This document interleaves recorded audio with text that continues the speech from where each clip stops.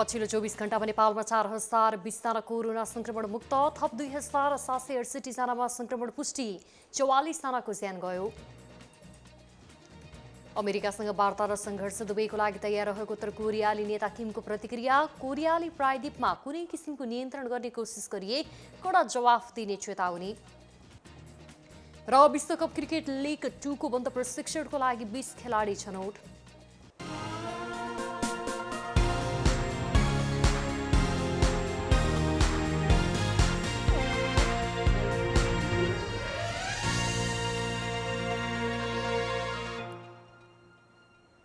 कालिका समाचार सुरु गरौँ राष्ट्रिय समाचारबाट।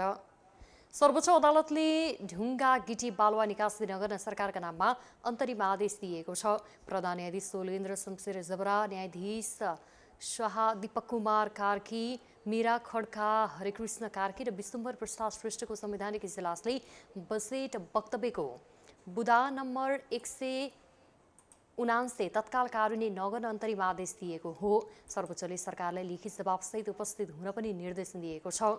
अन्तरिम आदेशमा प्रधानमन्त्री तथा मन्त्री परिषदको कार्यालय र अर्थ मन्त्रालयसँग प्राकृतिक सम्पदा दोहनको नीति लिनुको कारण लिखित जवाफ मागिएको हो।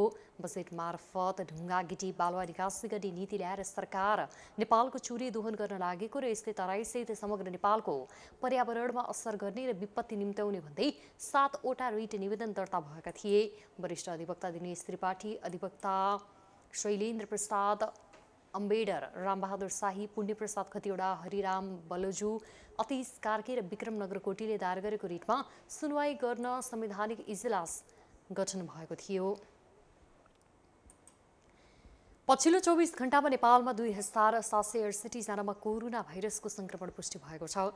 7559 जनाको PCR परीक्षण गर्दा 1963 जना र 5468 जनाको एन्टिजेन परीक्षण गर्दा 805 जना गरी 2768 जनामा संक्रमण पुष्टि भएको स्वास्थ्य तथा जनसङ्ख्या मन्त्रालयले जनाएको छ। नेपालमा अहिलेसम्म PCR विधि मार्फत परीक्षण गर्दा 6,17,947 जना र एन्टिजेन विधि मार्फत परीक्षण गर्दा 24,861 जनामा कोरोना संक्रमण पुष्टि भएको छ। यस्तै पछिल्लो 24 घण्टामा 4020 जना कोरोना भाइरसको संक्रमणबाट निको भएका छन्। यससँगै नेपालमा कोरोना संक्रमण मुक्त हुनेको संख्या 5,49,682 पुगेको छ। पछिल्लो 24 घण्टामा र यसअघिको विवरणसहित 44 जना कोरोना संक्रमितको ज्यान गएको छ।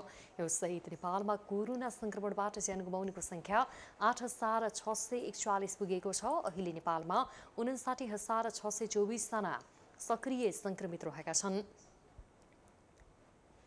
गण्डकी प्रदेशका मुख्यमन्त्री कृष्णचन्द्र नेपाली पोखरेलले विश्वासको मत पाउनु भएको छ। नेपाली काङ्ग्रेस संसदीय दलका नेता पोखरेलले माओवादी केन्द्र, राष्ट्रिय जनमोर्चा, जनता समाजवादी पार्टी र स्वतन्त्र सांसद दीपक मनाङ्गे सहित 31 जनाको मत प्राप्त गर्नुभयो। यसअघि तिनै 31 जनाको समर्थनमा उहाँ गएको जेठ 29 गते गण्डकी प्रदेशको मुख्यमन्त्री बन्नुभएको थियो। बहुमतका आधारमा मुख्यमन्त्री चुनिएको 30 दिनभित्र विश्वासको मत लिनुपर्ने संवैधानिक व्यवस्था अनुसार मुख्यमन्त्री पोखरेलले आज प्रदेश सभाबाट विश्वासको मत लिनुभएको हो। पार्टीको आधिकारिकता माग गर्दै जनता समाजवादी पार्टी नेपालको उपेन्द्र यादव पक्षले निर्वाचन आयोगमा निवेदन दिएको छ। जसपा अध्यक्ष यादव सहितका नेताहरू आज निर्वाचन आयोगमा पुगेर पार्टीको आधिकारिकताको माग गर्नुभएको हो।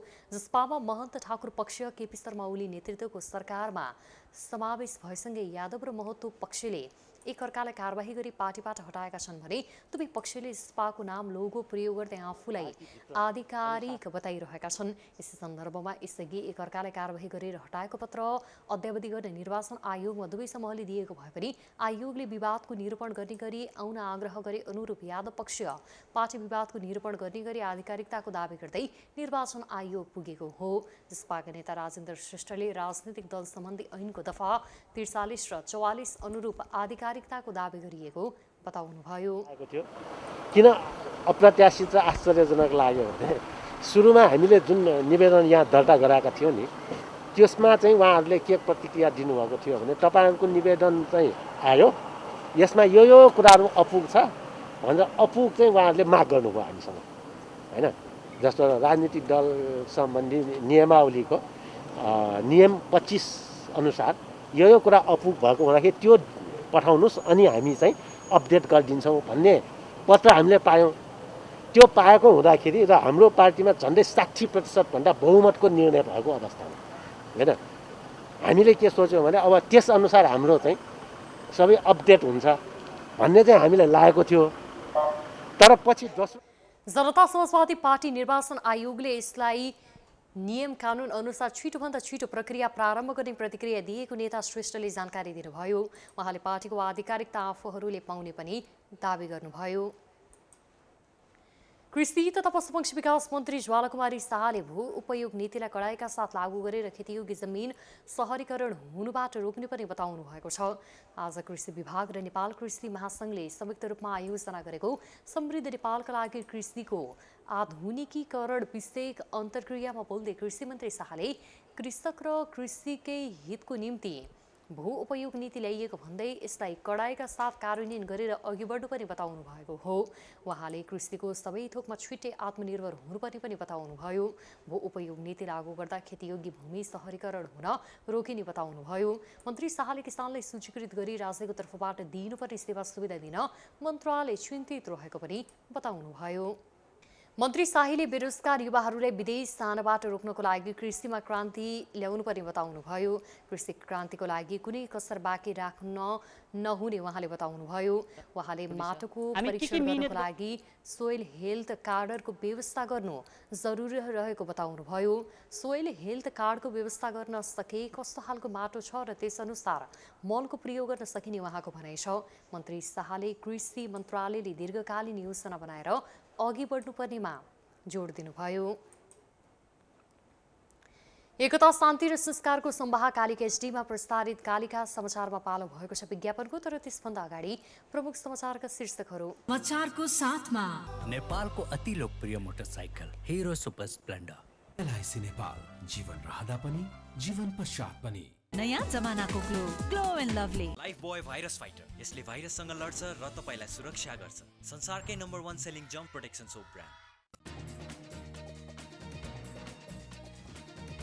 विज्ञापनपछि कालिका समाचारमा पुनः स्वागत छ। अब स्थानीय समाचार। गएको 24 घण्टामा चितवनमा 84 जनामा कोरोना संक्रमण पुष्टि भएको छ। 395 जनाको स्वाब परीक्षण गर्दा उनीहरूमा कोभिड-19 अर्थात् कोरोना भाइरस पुष्टि भएको हो। यससँगै चितवनमा कोरोना संक्रमित हुनेको संख्या 15,270 पुगेको छ। यस्तै आज 4 जना कोरोना संक्रमितको उपचारको क्रममा मृत्यु भएको छ। जिल्लामा अहिलेसम्म कोरोनाको कारण 261 जनाले ज्यान गुमाएका छन्। अहिलेसम्म 13,718 जना उपचारपछि निको भई घर फर्किएका छन्। स्वास्थ्य कार्यालय चितवनले अद्यावधि गरेको तथ्याङ्क अनुसार कोरोना संक्रमित हुने र निको हुनेको संख्याको अन्तर धेरै भिन्नता देखिँदैन। भरतपुर अस्पतालमा कोभिडको कारण रोकिएको ओपीडी सेवा पुनः सुरु हुने भएको छ। कोरोनाको दोस्रो लहर चलेसँगै बन्द भएको ओपीडी सेवा आइतबारदेखि सुरु गरिने अस्पतालले जनाएको छ। अस्पतालले एक सूचना जारी गर्दै विभागीय प्रमुखहरूको बैठकले असार 6 गतेदेखि पुनः ओपीडी सञ्चालन गर्ने निर्णय गरेको उल्लेख गरिएको छ। बिरामीको नाम दर्ता टिकट काट्ने समय बिहान 9 बजेदेखि 11 बजेसम्म तोकिएको अस्पतालले जनाएको छ। सेवा सुरु भने 11 बजेदेखि हुनेछ। जिल्लामा कोरोनाको जोखिम कम हुँदै गएको छ। सरकारले समय सीमा लिएर कर तिर्न अनुरोध गरेपछि व्यवसायीहरूले विरोध गरेका छन्। चितवन चेम्बर अफ कमर्सले एक विज्ञप्ति जारी गर्दै निषेधाज्ञाको समयमा उद्योग व्यवसायमा ठूलो धक्का पुगेको भन्दै कर तिर्न सम्भव नहुने बताएको हो। दोस्रो चरणको लकडाउनको कारण उद्योग व्यवसायमा ठूलो धक्का पुगेको छ। यस्तो अवस्थामा सरकारले असार 25 गतेसम्मको समयसीमा दिएर कर दाखिला तथा कर बुझाउन सूचना जारी गरेकोमा चितवन चेम्बर अफ कमर्सको गम्भीर ध्यानकर्षण भएको छ। निषेधाज्ञाका कारण सबैजसो आर्थिक कारोबारहरू ठप्प अवस्थामा भएको यो बेला कर तिर्ने समयसीमा तोकिनु उपयुक्त नहुने हाम्रो निष्कर्ष छ, विज्ञप्तिमा उल्लेख गरिएको छ। शिथिल बनेको अर्थतन्त्रलाई जीवन्त तुल्याउन सरकारले प्रोत्साहन गर्नुपर्नेमा कर सङ्कलनमै ध्यान दिँदा व्यवसायलाई थप चिन्ता बढेको चितवन चेम्बर अफ कमर्सका अध्यक्ष दीर्घमान श्रेष्ठले बताउनुभयो। सक्नेले समयमा नै बुझाउनुपर्छ भन्ने कुरामा हामी सचेत छौँ, तर चितवन सहितका विभिन्न जिल्लाहरूमा निषेधाज्ञा जारी रहेको यस परिस्थितिमा सम्पूर्ण व्यवसायीहरूलाई एउटै दर्जामा राखी कर तिर्न दबाव नदिन सरकारको ध्यानकर्षण गराउँदछौँ, श्रेष्ठले हस्ताक्षर गरेको विज्ञप्तिमा भनिएको छ। निषेधाज्ञा खुलेको कम्तीमा 3 महिना समय दिनुपर्ने उहाँले बताउनुभयो। कालिका समाचारमा अब अर्थ समाचार।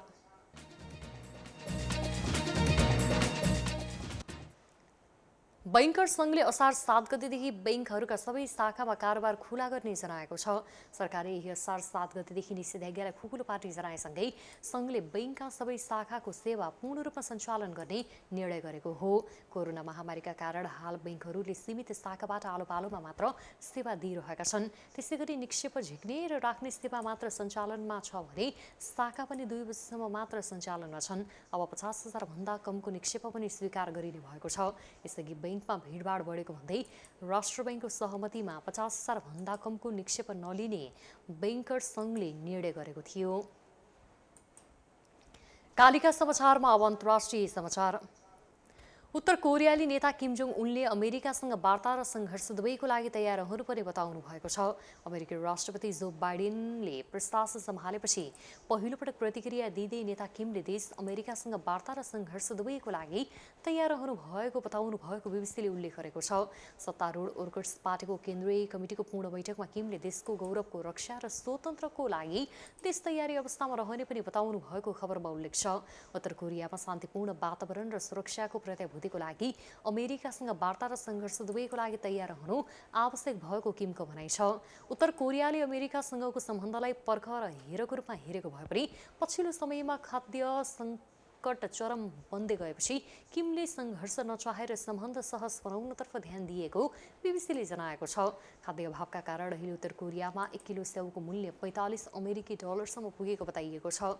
परमाणु कार्यक्रमका कारण लागेको अन्तर्राष्ट्रिय प्रतिबन्ध र कोरोना भाइरस नियन्त्रणका लागि नाका बन्द गर्दा उत्तर कोरिया नराम्रोसँग सङ्कटमा फस्दै गएको छ। कालिका समाचारमा अब खेल समाचार।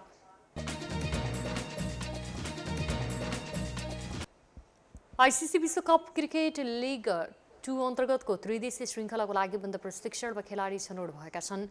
आउँदो जुलाईमा स्पेनमा हुने नेपाल, नामिबिया र स्कटल्यान्ड बीचको प्रतियोगिताको लागि नेपाल क्रिकेट सङ्घ क्यानले 20 सदस्यीय टोलीको चयन गरेको हो। टोलीमा कप्तान ज्ञानेन्द्र मल्ल, कुशल भुर्तेल, आरिफ शेख, पारस खड्का, दिपेन्द्र सिंह मैरी, आसिफ शेख, कुशल मल्ल, विनोद भण्डारी, करण केसी, सन्दीप लामिछाने, सुम्पाल कामी, कमल सिंह मैरी, अविनाश बोहरा, सन्दीप जोरा, शहाब आलम, सुसन भारी, शरद भिस्वाकर, विक्रम सो, पवन सराफ र पृथु बास्कोटा रहेका छन्। अब केही दिनमै प्रशिक्षण थालिने क्यानले जनाएको छ।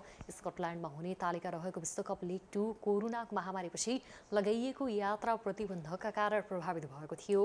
लिग अन्तर्गत Nepal, Oman, America, Namibia, Scotland, Papua New Guinea र युएले 9वटा श्रृङ्खला खेल्ने तालिका थियो, तर नेपालले जम्मा एउटा मात्रै श्रृङ्खला खेलेको छ।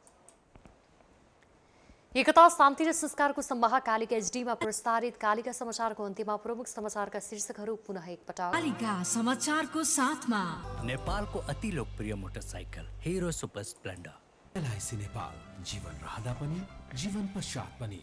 नयाँ जमानाको glow and lovely Lifebuoy virus fighter. यसले भाइरससँग लड्छ र तपाईँलाई सुरक्षा गर्छ। संसारकै नम्बर 1 सेलिङ जम्प प्रोटेक्सन सोप ब्रान्ड।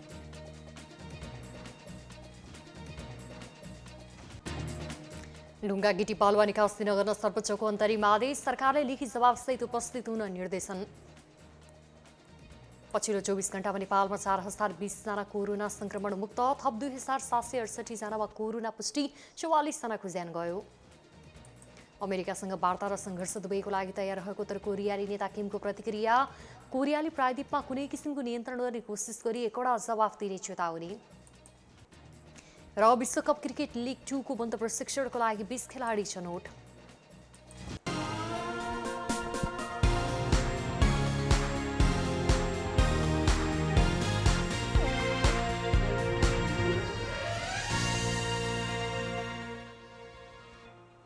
एकता, शान्ति र संस्कारको सम्वाह कालिका एचडीमा प्रसारित कालिका समाचार अहिलेका लागि यति नै।